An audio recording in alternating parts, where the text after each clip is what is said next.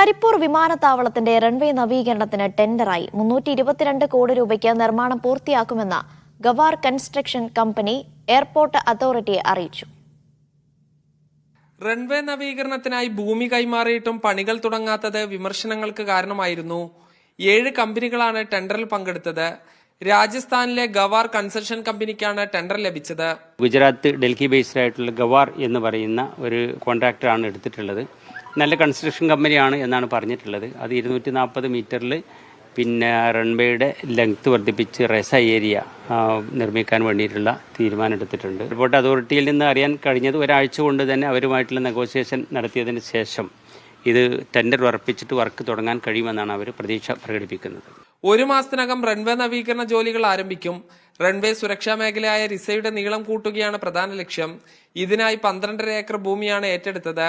19 മാസത്തിനകം ജോലികൾ പൂർത്തീകരിക്കാമെന്നാണ് വ്യവസ്ഥ. വിമാനാപകടത്തിന് പിന്നാലെയാണ് റൺവേ സുരക്ഷാ മേഖലയുടെ നീളം കൂട്ടാൻ തീരുമാനിച്ചത്. സാജിദ് അജ്മൽ, മീഡിയ 1, മലപ്പുറം.